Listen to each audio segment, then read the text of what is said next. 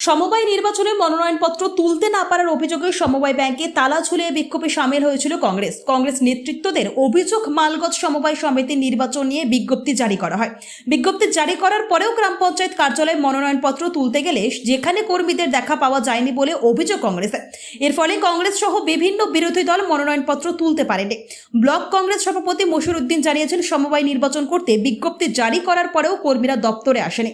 এর ফলে কংগ্রেসের 9 জন প্রার্থী খালি হাতে ফিরে আসেন। প্রতিবাদে গ্রাম পঞ্চায়েত কার্যালয় সমবায় ব্যাংকের সামনে বিক্ষোভ দেখান। ঝুলিয়ে দেওয়া হয় তালা।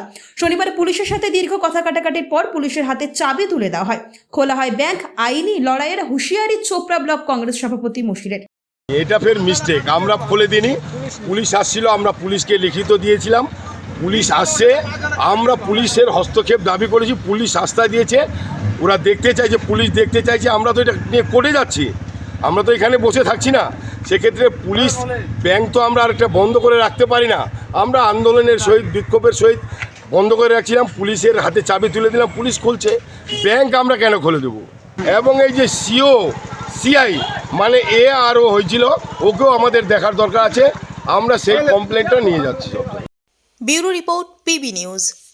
সান হসপিটাল, এখানে যে কোনো রকমের চিকিৎসার বিশ্বস্ত প্রতিষ্ঠান।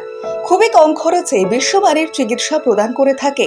উন্নত মানের ওয়ার্ড কেবিন, পরিষ্কার পরিচ্ছন্ন পরিবেশ দ্বারা সুসজ্জিত চিকিৎসা ব্যবস্থা রয়েছে। এছাড়া স্বাস্থ্যসাথী কাজেও পরিষেবা প্রদান করা হয়।